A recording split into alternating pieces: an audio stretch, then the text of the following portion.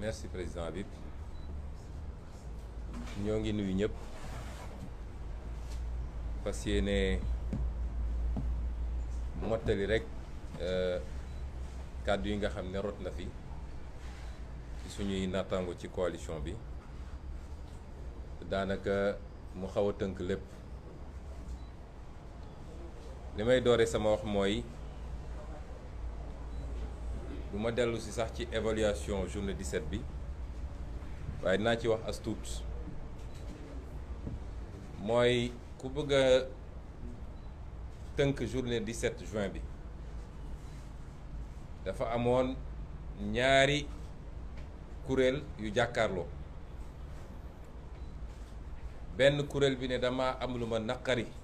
ci réew mi te ndey charte réew mi may na ma su ma amee lu naqari ma ñax ci jàmm tey daal di tànn ab bërëb boo xam ne man ak ñi ànd ak man ñëpp dinañ fa daje daal di wax àdduna yëpp li ñu naqari bu loolu jeexee ñu tasaaroo ñibbi ci jàmm. geneen kuréel gi ne loolu du fi amee te tegu ko ci benn yoon du ci ndeyu charte ndeyu réew mi du ci luwaawu réew mi du ci règlement réew mi ñaar yooyu ñoo taxawoon dinaa manifester doo manifester nag waa àdduna laaj waa Sénégal ndax keroog le 17 manifester nañu ci réew mi wala manifester wuñ bu ñu bëggee natt ndax ñun liñ doon suñu jubluwaay am nañ comme déet foofu lañ koy nattee am nañu lu raw la ñu bëggoon ci manifester ndax suñu bàyyi woon place de la nation la ñuy daje dafay daje ci nit ak nu mu takku foofu la yem te coow du am ci réew mi pëne du ci bënn weñ du ci dee waxuma laa bakkan di ci rot ndax def nañ ko ay fan ci gannaaw ci anam bu gën a rafetee te dara amul ci réew mi waaye fitna gi Macky Sall yore réew mi ak teg bëgg koo teg ñëpp moo jur lu xew keroog mu am luñ ci mën a am ci satisfaction mooy am nañ kawe suñu njort ndax waxuma la place de la nation waaye ndakaaru yëpp manifesté nañ ci ba nit ñi gis ko amul quartier ndakaaru daanaka bu ñu manifesté wul banlieue ndakaaru ñu manifesté fa ba Casamance ñu manifesté fa loolu moo ëpp fuuf la ñu bëggoon ñun suñu bàyyi woon ñu daje manifester te li mandargaal ni manifestation ba réussir na mooy man bi ma xoolee presse internationale du presse anglophone du presse hispanique presse arabophone presse africaine léegi maa ngi gis ki nekkoon fii ministre des affaires étrangères Mankeur Ndiaye naan le monde a les yeux rivés sur le Sénégal loolu lan moo ko andi bésu le 17 ba la kon cuune gi mu cuune moom ak ñàkk mën a muñ contradiction ak opposition moo ñu andi lii ñun tey àdduna yëpp a ngi xool Sénégal la preuve gëjoon nañu def conférence de presse internationale bi yëpp taxaw ñi ngi nii kon ñun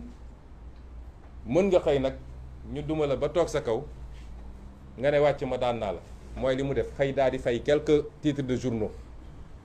ñuy def apologie du crime et de l'assassinat d'État loolu Sénégal rek la am da ngay rus sax àdduna bi yëpp couvrir nañu waaye da ngay rus niñ ko bindee Sénégal mooy bravo Macky assassinel c'est très bon loolu mooy l'État est resté maître du jeu waaye ñi gis ñëpp ñi fi teew ñëpp xam nañ ni keroog Macky Sall dafa ñàkk bés ba ñëpp xam nañ ko Benno Bokk Yaakaar moom tuddatuma ko man Benno Bokk mën a daw laa leen tuddee léegi xajal ko mbaw waaye bu action jotee kenn doo ko ci gis bu tempête bi weesoo nag ñu génnaat nag taxaw force restera à la loi yow foo nekkoon bi mbir yi di mun a woon génn jàmmaarloog ñuy manifester du dig nañ ko diggewaat ko parce que sénégalais yi gëmuñu leen. amul benn nit bu pare pour xeex ngir Benno Bokk Yaakaar xaalis bu bari la ñuy jël jox ko gaay bu ñu jëlee seen xaalis bu pare dem toog seen kër wala ñëw ànd ak ñun manifester parce que gëmuñu leen. xam nañ ni yoruñu réew mi ci yorin gu rafet, xam nañ ni bëgguñu réew mi. kon kenn ku ne mën nga nax sa bopp waaye Macky Sall xam na ni keroog échec bu rëy la am. donte nag ci li mu jàppoon ni mooy stratégie mooy teel a xëy yenn leaders yi nga dem bloquer seen kër. loolu fan la am, ban loi moo ko may, ban ordonnance juge jël pour mettre ñu résistance surveillée ba Macky Sall am sañ-sañu ñëw ne day bloquer suñuy kër. àdduna yëpp di ko seetaan kenn du wax nag. Sénégal mooy réew moo xam ne balaa wax ji di jolli rek mooy Macky Sall wala nguur gu fi mus a nekk dem na bay waaj a nërmelu waaye fi léegi mi ngi yor yaram di dóor doo dégg nit ñi wax wala bu ñu sax dañuy essayer boole ñëpp nag ne ñëpp a tooñ. moom Macky Sall interview bu mu def ci média étranger démb nee na guerre bi am diggante Ukraine ak Russie am na ku tooñ ak ku ñu tooñ. loolu la wax y a un agressé et un agresseur donte ñemewul tudd kan mooy agresseur bi te ñëpp xam nañ fu mu ko jublu waaye fu ñaari nit di xeex am na ku tooñ. nañu waxante dëgg, nañu bàyyi wax yi. fu ñaari nit tongoo am na ku tooñ. munoo ne ñaari nit tongoo nañu ñemewoo joxoñ ki tooñ waaye foog nga maasaale ko dajale ñëpp ne ñoom ñëpp la. damay def élection nga ne doo dem élection te tegoo ko ci dara 2012 ba léegi Macky nekk ci loolu. démb élection am na France Macron amul majorité. est-ce que foog ngeen ni su doon France Macron may nañ ko mu ne Jean-Luc Mélenchon ak Marine Le Pen ak keneen ak keneen duñ dem élection le résultat boobu dina am? est-ce que loolu nit mën na koo xalaat sax ci réew boo xam ne démocratie am na fa? élection bu ne rek dinañu tànn ñan ñoo dul dem ci ay leader d'opposition te musul am Sénégal bi Sénégal di am ba léegi ñépp a koy gis. nañ ko wax moo gën. suñ ko mënul wax nañu maadu ci mbir mi. fii benn tooñkat moo fi am, benn dóorekat moo fi am, benn reykatu nit moo fi am, mi ngi tudd Macky Sall. loolu ñëpp xam nañ ko Sénégal adduna bi yëpp léegi xam na ko. ñun duñu nangu de te nañuy ormalante parce que ñun caaxaanuñu, ay responsable lañu. foowuñu foowloowuñu. li ñu yëkkati lu am solo la mooy jëlaat suñu réew téye ko te defar ko. loolu du caaxaan. bu ñu foogee ñun dañuy caaxaan saa yu neexee ñu ne nit ñi génn leen dem leen def li caaxaanuñu. wallaahi caaxaan li ñu nekk nii dañoo gëm ni dëgg bis bu ñu demee ba gëmatuñu ni ñu ngi ci dëgg boobu lañ koy bàyyi ca bés ba. boobu lañ koy bàyyi ci bés ba. ba tax ñun jàpp nañ ni la ñu bëggoon am nañ ko ba am lu ko ëpp waaye am na lu ñuul ci soow mi mooy bi ñu demee ba ngoon sax sori na booru 3 heures laa woo leader yi nekkoon fii ne leen comme moom foogul woon ni sénégalais dinañu génn parce que dafa jàpp ni ay affaire dinaa manifester du ma manifester wala suñu liste nañ ko delloo si du jaral sénégalais yi génn pour xeex. stratégie am yëpp loolu la woon comme foogu doon loolu te sénégalais yi mujj nañoo génn massivement génn ak doole xol bi xat na xataay boo xam ne foo jaar mu essayé fayu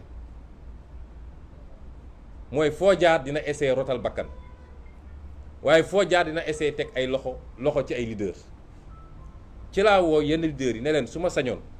su dee yéen a ngi siège u Déthié bu fa kenn génn tëj leen siège bi ngeen topp parce que foo jaar dina essayer teg loxo ci leader pour am trophée de guerre parce que xam na ni ñàkk na bés bi ba noppi. malheureusement am na ñu ko jotuloon dégg te ñooñu la mujj teg loxo mu am ci sax ay cas extrême ndax ku mel ni Guy Marius Sagna xam nga defetu Ziguinchor nag dafa métti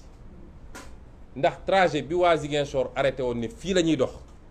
mu mat 5 kilomètres dox nañ ko de Lindiane ba egg place Jean Paul II ba yëg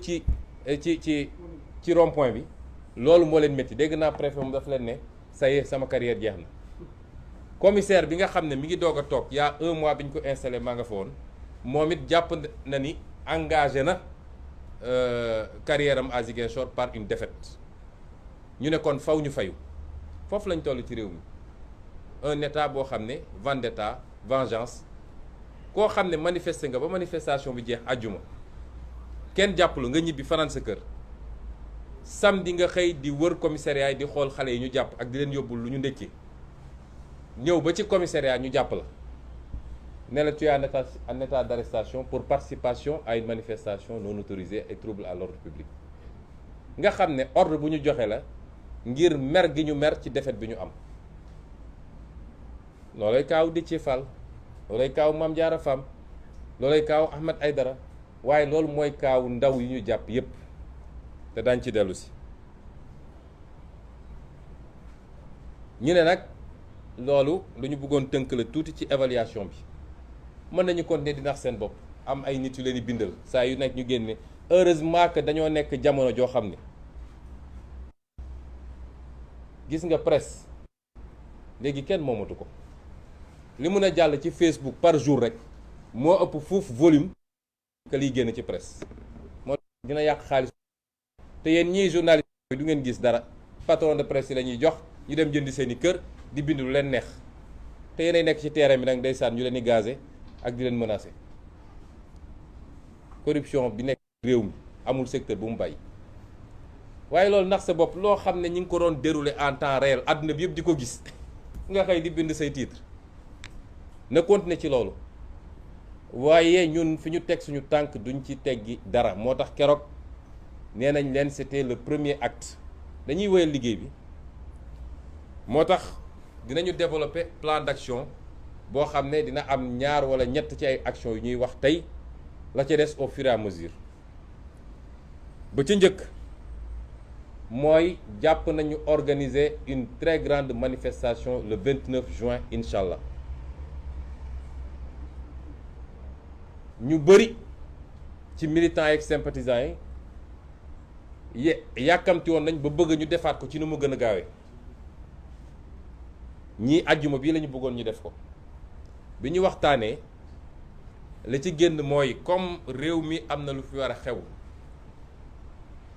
du 24 au 27 mooy centenaire Hadj Malick Sy bi nga xam ne dañ koy célébrer ñu ne pour ormal loolu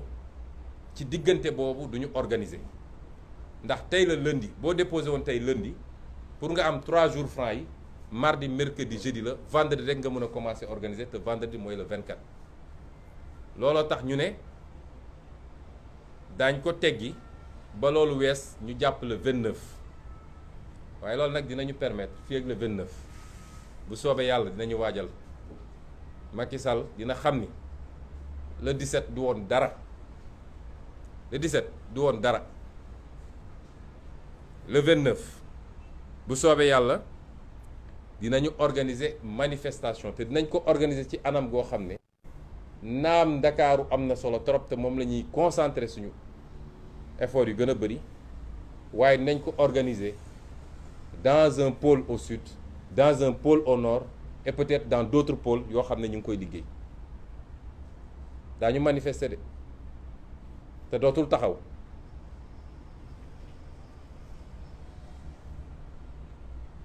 le 29 li may bëgg a wax Macky Sall rek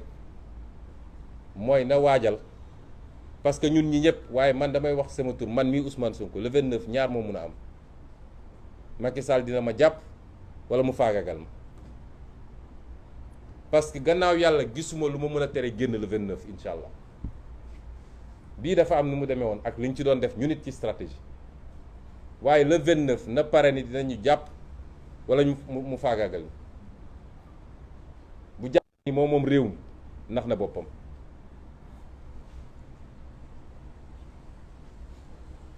ma ne it loolu mooy li ñuy yéene le 29 mais ci diggante bi mot d'ordre bi ñuy lancé wax ko militants yi sympathisants yi ak sénégalais yëpp mooy à tout moment nañu organiser des manifestations spontanées bu dee fii ñu toll nii dafa bëgg a instrumentaliser justice pour teg loxo ci ay nit condamné leen ci loo xam ne jaaduwut. nañu organiser demande spontanée guddi comme bëccëg te ma wax ko fii nag man maa ko wax fii joxe ndigal wala stratégie. gis nga manifestation bu sénégalais yi génnee massivement te manifestation bi yàgg gisuma force de l'ordre bu ko mën a téye parce que ay nit kese lañu. bu ñu xëyee suba ñu takkal leen seen yooyu ñu commencé 4 heures du matin ku ci egg 5 heures mënatoo sax dox bay daw. na sénégalais yi organisé wu quartier par quartier, commune par commune, département par département ñu génn def manifestation massive. ñaari fan buñ ko defee nguuru Macky Sall sax daanum xaj na ci. loolu mooy wax ji fi mu toll nii kon le 29 manifestation tey jii la ñuy bu si kanamee lettre baa ngi fii demandé wuñu autorisation lettre d'information la ñu def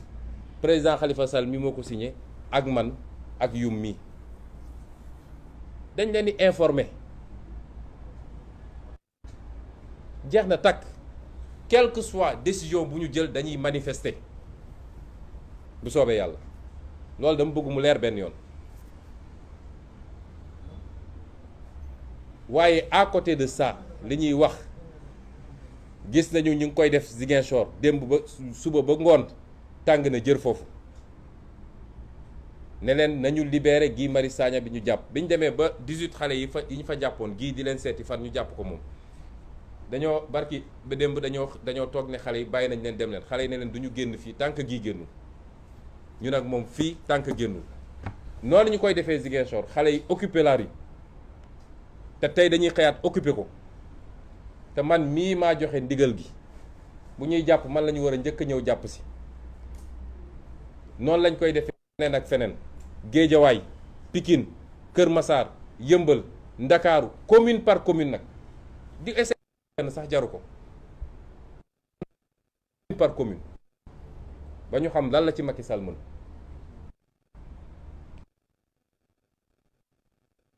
wax nag ak ndax dafa mel ni ndaw ñi de tout ndaw ñi laay waxal ñoo nekk au cœur de tous les discours da ci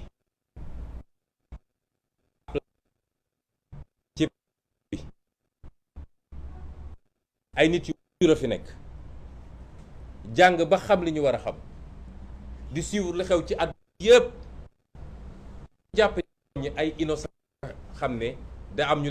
leen di leen jox daw déedéet amul fii nañu bàyyi yooyu ñi ñu jàpp ñi ci bëri ay borom kër lañu ay nit ñu jàng ba am ay diplôme lañu duñu ay dof suñu duggee ci lii dañoo toog ba gis nañ ci seen bopp mooy gis nañ ci avenir du Sénégal loolu moo leen tax a dugg ci lii suñuy wax ak ñoom nañu xam ne ay responsable la ñuy waxal su ku jàpp ni dafa am ku sexal ndaw ñi suukar man de aw ma dërëm bu ma jox xale yi ñooy cotiser di ma jox far joxuma leen xaalis diguma leen dama ñëw ak sama discours ak sama programme pour le Sénégal ou pour l'Afrique ba ma koy door kenn xamuma ñu toog di wax nit ñi di gis par benn ba tey mu toll kon bu ñu jàpp ni dañoo nekk ak ay nit ñoo xam ay irresponsable lañu wala ay innocent lañu nit ñu ñor xam àdduna xam réew mi ñoo nekk ci mbedd mi tey di xeex yéen ndaw ñi laay waxal xam ngeen seen intérêt mu nekk xam ngeen ku leen di essayer mbubboo pour jël ay milliards moom ak njabootam ñoom ñëpp di wax seen njaboot xam ngeen fu ñu nekk suñu nekkul école française wala école américaine ñi ngi bitim réew nekkee bitim réew fa ñuy dëkk rek yéen su ngeen fa demoon da ngeen di jaaxle ñi leen utiliser la preuve fu ñu dajee seeni siège fan lay mujje ay dóorante doo xaalis man de awma paas moo leen jox te saa yu réew mi ne yëngatu sama kër ñëw kenn añ bu ma leen jox sax awma ko tey laahi lañ ci ñun ci réew mi amul dara luñ ci soxla luy suñu bopp amul salaire sax bëgguñu ko ci su dee dañu war a joxe suñu bakkan gii ngir réew gi baax définitivement jaral nañu ko kon ñi leen di wax naan leen bu leen génn bu leen dem bu leen def lii na ngeen xam ni ñooñu ñaar moo mun a am soit xamuñu lu xew ci loolu dina ma jaaxal walla conception bi ñu am parce que li ñu bëgg a wax mooy bàyyi leen Macky Sall na dóore na tëjaate na reyaate ba yàlla jëlee su ko boppam mu xëy rek yàlla def ko AVC mu dem yoonam waaye bu leen xeex dafa mel ni loolu la bëgg a wax ñun ko ñu toog di ko seetaan kon yéen ñun ormal nañu ñëpp te nañuy ormalante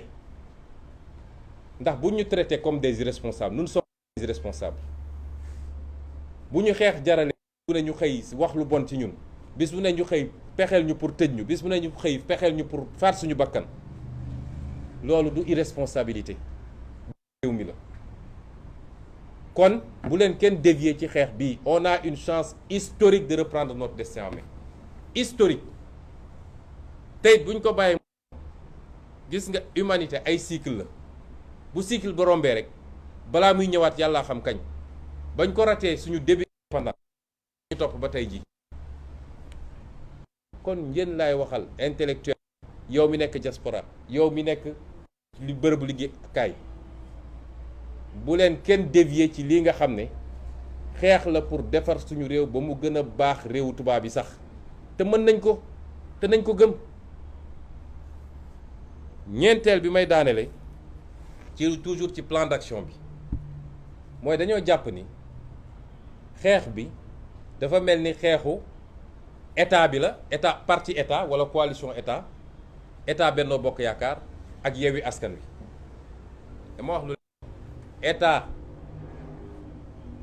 coalition état ak Yewwi Askan Wi ndax it ci biir opposition Yewwi Askan Wi wéet na ci xeex bi de dañ ko wax nag xeex bi Yewwi Askan Wi moo koy xeex fi mu toll nii tembe ci biir opposition léeg-léeg sax nga gis les oppositions de Macky Sall fabriquées par Macky Sall wala ñuy wax en tant que opposition ci Macky Sall suñu xëyee soo bëggoon jot ci Yewwi Askan Wi la ñu nekk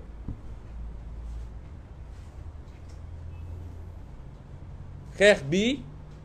dafa jot nag ñu delloo askan wi baatam parce que bëri na ci askan wi koo xam ne ànd na ak ñun waaye du génn ci mbedd mi moo xam wérul moo xam mënu ko wala sax dafa ragal loolu day am waaye kooku war naa mën a bokk ci xeex bi ci yeneen anam moo tax ñu ne dafa am ay kuréelu politique yoo xam ne ñi ngi xëccoo waaye il faut que askan wi ñu dégg baatam nun nag dañoo bëgg a delloo baat askan wi nañ koy defee mooy dañu gëm ni képp koo xam ne ñu dégloonte bu baax de képp koo xam ne Macky Sall ni mu yoree réew mi d'accordoo ci mooy ni mu jëlee suñu réew jaay ko tubaab bi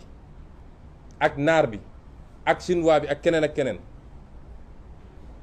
ni mu jëlee suñu alal réew rusuti ci des séddoo ko moom ak ay mbokkam ci politique ak ci deret ni mu salfaajee suñu démocratie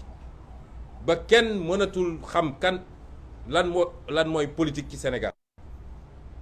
compétition électorale mënatul am ci Sénégal lu dul moom rek kay samp ndëndëm ñi ci des ñëpp mu écarté leen ni mu dellooyee suñu réew ci liberté ba tey ku ne d'accord maag moom boo nooyee sax mu tëj la kaso sëñ Abdou Bara Dolly ma nga fa ñi ngi wax député yi mu tëj kenn xamul ñaata la député lébéo imité am defoo dara ci jamono jooju député yi doon luxus xaalis ak ñi doon trafiqué visa gépp ñi ngi doxantu ndànk ci mbedd mi képp koo xam ne suñu li newoon suñu richesse ñun Sénégal mooy amuñoon or amuñoon diamant amuñoon pétrole pourtant ñoo newoon réew mi stable la ko andi mooy lan mooy lënkaloo gi Sénégalais yi lënkaloo amul diine amul waaso amul xeet loolu yëpp ñu gis ni Sall mu ngi koy compromettre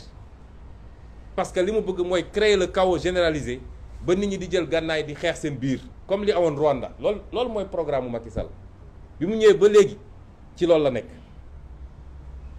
ñi d'accordul ci loolu yépp nag ak leneen lu ma tuddul dañ leen ñaan ngeen manifester ko na ngeen koy manifester mooy dinañu jël ay fan yoo xam ne à partir de 20h ñu bëgg koo door nag gannaaw suba mooy mercredi alxamis àllarba ñu bëgg koo door gannaaw suba mercredi à partir de 20h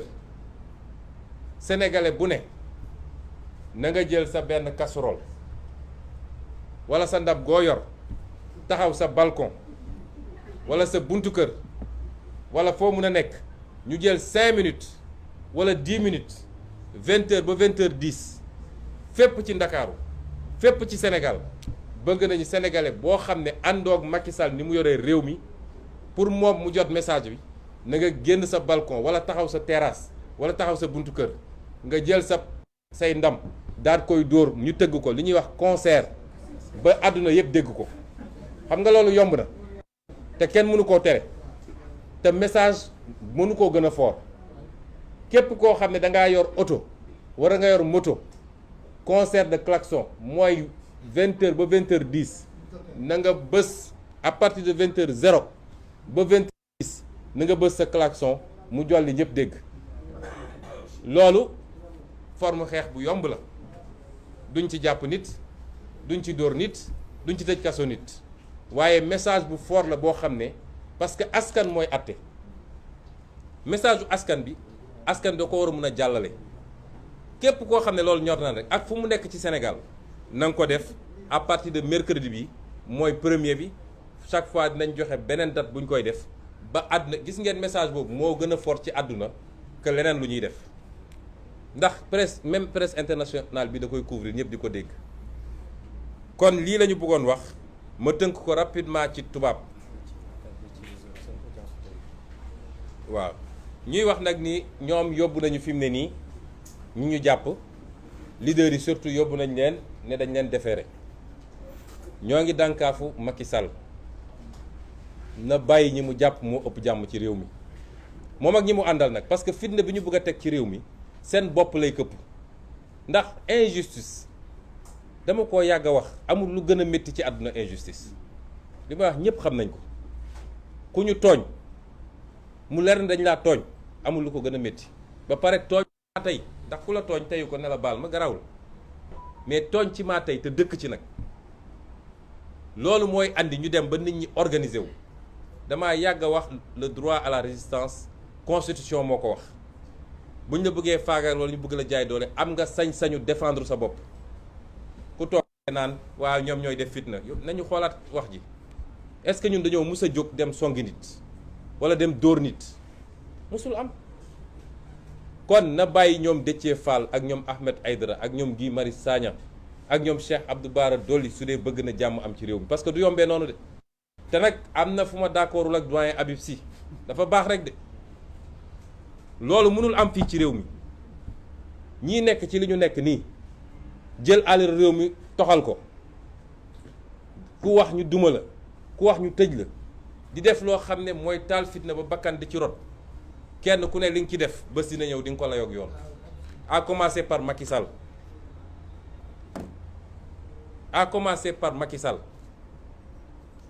loolu moom amul sax parce que dañ naan na ngeen ko rassurer comme ça xelam dal mu dem xelam warul dal lan la def ba xelam ñàkk dal moom dafa am immunité xam nga président bu am immunité pour nga juger ko du lu jafe de haute trahison rek nga ko mën a juger est-ce qu'il a trahi buñ ci tollee dinañu xam waaye ñi mu àndal ci ay ministre ñi nekk ci administration bi ay DG ak fu kenn xamul di def seeni njombe ñi ne ci justice bi di def lu dul yoon ba muy taal réew mi bàyyi bakkan di ci rot buñ ci tollee dinañu càmbar bu dee li ñu defoon du yoon dañuy dem jàkkaarloog yoon ñu àtte leen loolu moom dafay leer de duñ fi nekk di ko layam-layame ils vont rendre compte de leur gestion je vais résumer ce que je viens de dire en français defe naa njaal gi def nañ ko premier bés bi ba ñuy def suñu allocution jaale woon nañu famille yëpp te comme niñ ko waxee ñu ngi waajal it déplacé wu leader yi dem jaale ji jàppale famille it masawu leen parce que yàgg nañ koo def bi ñu fi toogee ba léegi bi ñu commencé ba léegi saa su métit amee doxalin boobu la ñuy doxal.